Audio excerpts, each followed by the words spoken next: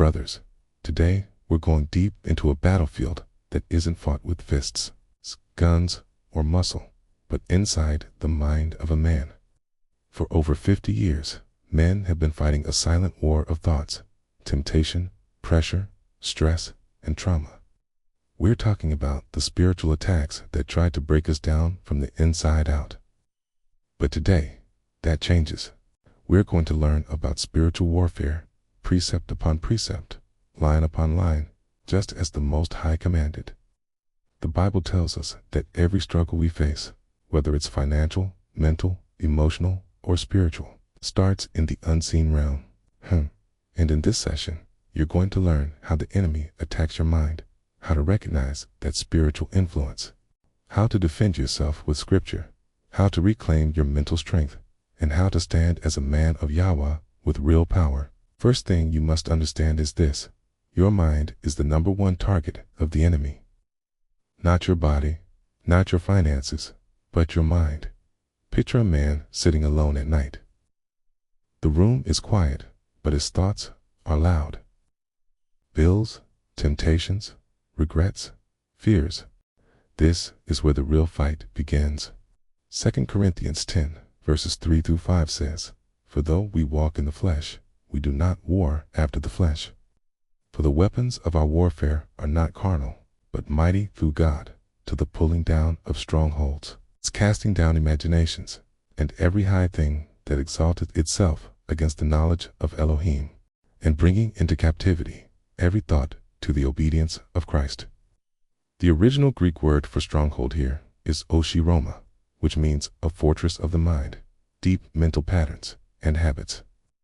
The word for imagination is logismos, meaning reasoning and false ideas. Captivity is malatiza, meaning to arrest or seize control of. The Bible is literally telling us that spiritual warfare starts with our thoughts. Every negative psychodiction, anger, lust, fear, insecurity is a stronghold, a mental fortress built brick by brick over years. So, how do we tear it down?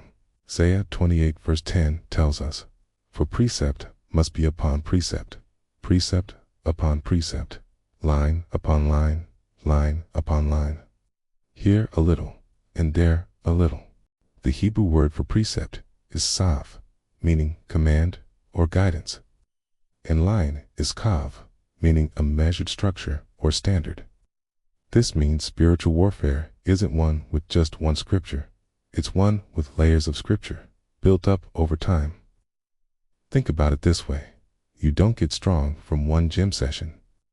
You don't get wise from reading one book. It's the same with spiritual warfare. You overcome through consistency, not convenience. You build mental and spiritual strength day by day, line by line. Now, let's clarify something many men struggle with: the difference between possession and oppression. Possession means full control. Oppression is influence, pressure, and attack from the outside, trying to get inside. Most men today are not possessed, but they are being spiritually influenced or oppressed. In Matthew 17, a father brings his son to Yahushua, saying, "Elohim, have mercy on my son. For he is lunatic and sore vexed. For ofttimes he falleth into the fire, and oft into the water." The disciples couldn't help him, but Yahushua rebuked the devil, and the child was cured instantly. The word lunatic here, seleniazomai, means mentally tormented, and vexed, kakos, means suffering or severely stressed. Yahushua saw the spiritual root of the mental torment and rebuked it. He didn't offer pills. He commanded the spirit behind the behavior to leave. A man constantly triggered into anger, repeatedly falling into lust, or whose mood shifts uncontrollably, these aren't just bad habits. Sometimes they are spiritual pressures. So, how did these spirits get in? 1 Peter 5 verse 8 warns us, "Be sober, be vigilant, because your adversary, the devil, as a roaring lion, walketh about, seeking whom he may devour." The Greek for sober, unph, means to be calm and mentally controlled. Vigilant, Gregorio, means to stay awake, and be aware. The enemy studies your weaknesses, your routines, your triggers. He enters through traumatic memories, emotional triggers, lust, depression, anger, fear, and a lack of discipline. This is why Jah tells men to be sober, mentally stable, and self-controlled. So, how do we fight back? Men don't just need prayer, they need a strategy. Ephesians 6 verses 11 and 12 says, "Put on the whole armor of Yahweh, that they may be able to stand against the wiles of the devil. For we wrestle not against flesh and blood, but against principalities, against powers, against the rulers of the darkness of this world, against spiritual wickedness in high places." The word wiles here is methodia, which means strategies, traps, and mental schemes. And wrestle, pale, means a hand-to-hand struggle. This war is close combat. The enemy gets right up in your thoughts, your emotions, your decisions. But you have weapons: scripture, prayer, fasting, discipline, brotherhood, and renewing your mind. You have to reject sinful thoughts at the doorway before they can enter.